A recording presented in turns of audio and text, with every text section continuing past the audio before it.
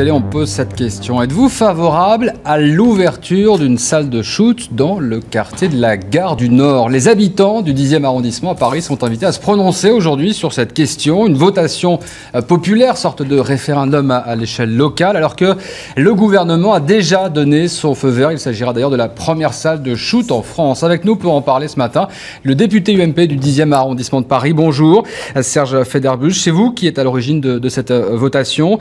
Absolument. Vous êtes donc opposé à l'installation de cette salle dans le quartier de la Gare du Nord, comme de nombreux habitants apparemment, on va en parler. Vous allez nous dire pourquoi, mais d'abord, je vous propose de regarder ce reportage sur place devant la Gare du Nord, signé Céline Bruno. Dans le quartier de la Gare du Nord, les toxicomanes se concentrent sur 3 rues. Et s'ils sont plus discrets en plein jour, on trouve les traces de leur passage. Comme ces seringues abandonnées dans le lavabo d'une sanisette. Juste en face, des bureaux de la SNCF et ses agents aux premières loges. On est obligé de fermer le store, on ne peut pas travailler, regarder tous les stores qui sont baissés parce qu'on ne peut pas travailler, ils sont toujours en train de venir cogner à la porte, aux fenêtres, ou se piquer même sous la langue et tout, ils se mettent à notre fenêtre, ils se mettent... alors c'est atroce. Hein.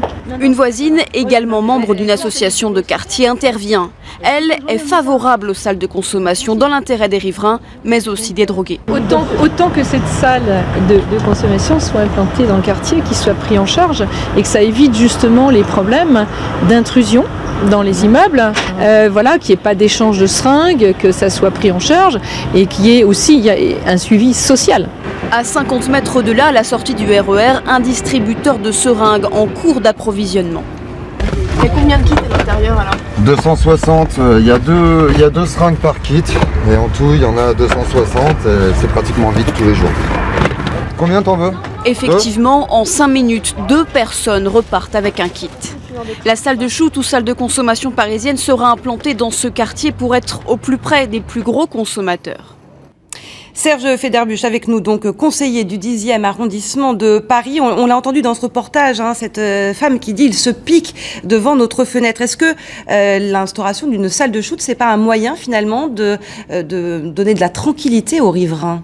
Non, c'est tout à fait une fausse solution et tous les arguments qui sont avancés en fait à la fois par la mairie de Paris et par le gouvernement dans ce dossier sont faux. Alors pour résumer très brièvement, en fait le grand problème de ces salles, c'est que ça n'est aucunement un moyen d'aider les toxicomanes à sortir de la drogue. C'est juste une espèce de structure de cantonnement où on espère qu'on les verra un peu moins, mais il y a des études. Oui, mais il y a des études qui ont été faites et démontrées, en particulier un rapport de l'INSERM sur lequel s'appuie donc en le tranquant d'ailleurs la ville de Paris, qui montre qu'il y a très peu de sorties de la drogue. L'Académie nationale de médecine, en février dernier, a émis un avis négatif contre l'ouverture de ces salles. Et les expériences étrangères dont on nous rebat les oreilles très fréquemment sont en fait beaucoup plus ambiguës qu'on le dit. C'est-à-dire qu'elles sont concentrées dans 1 ou 2 pays essentiellement. Il y a des pays qui ont renoncé, comme la Suède, on n'en parle jamais, mais il y a des pays qui sont, vous voyez, qui sont revenus en arrière, parce que le gros problème, c'est qu'on n'aide pas les gens. C'est une structure qui va finir par les maintenir. Vous parlez du rapport de l'INSERM en 2010. En 2010. Oui. Je l'ai lu ce rapport, en tout cas je l'ai parcouru, et clairement il est dit qu'il y a un impact positif, baisse de la mortalité liée aux overdoses, baisse des nuisances pour les riverains. Ça, vous ne pouvez pas le contester. Non, mais si, je le conteste, parce que moi aussi je l'ai lu.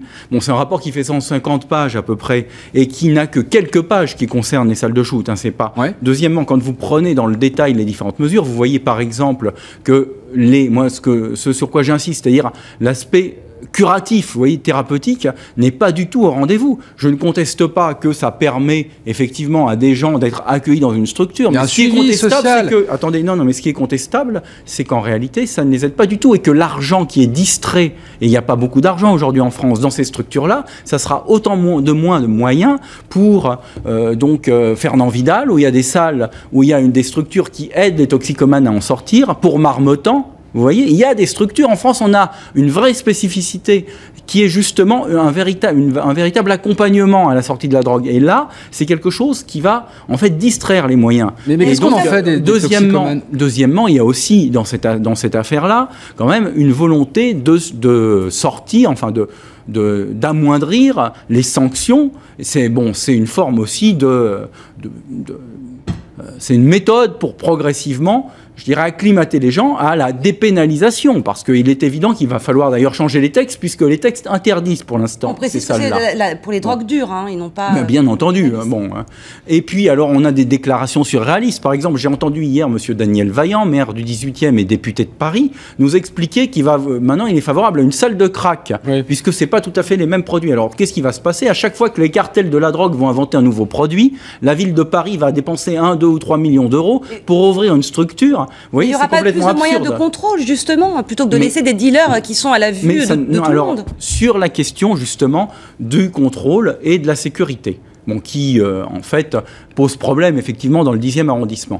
Et dans le 18e, en l'occurrence. Bon, oui, c'est le maire du 18e, mais il est probable, vous savez, qu'il pense peut-être à d'autres quartiers que son propre quartier pour l'installer. En tout cas, ce qu'ils veulent faire, là, c'est dans le 10e. Ils veulent l'installer dans un endroit qui, précisément, est aujourd'hui en proie à différents trafics. Pas seulement au trafic de drogue, pas seulement aux gens qui se shootent ou aux injections. Si vous allez à Barbès, il y a des gens qui vendent des faux paquets ou des vrais paquets de Marlboro, etc. Pourquoi est-ce que les gens vont dans des salles de shoot? Ça a été étudié également. Parce qu'ils ne vont pas rencontrer la police, parce que sinon ils ont peur, ils vont pas y aller. Et donc, ça ne les empêche pas d'aller se shooter dans la rue. Pardon, on voit bien sur ces images cette dame qui dit il se pique devant mes yeux. Qu'est-ce que vous faites? D'abord, ça n'empêchera pas les gens de continuer à se piquer juste à côté de la salle de shoot. Ça a été aussi démontré. Ça ne fait pas disparaître les autres, les pratiques. Oui, c'est un effet plutôt attractif. Mais qu'est-ce que vous faites de cette population? J'ai un peu du mal à comprendre. Il faut l'aider à en sortir.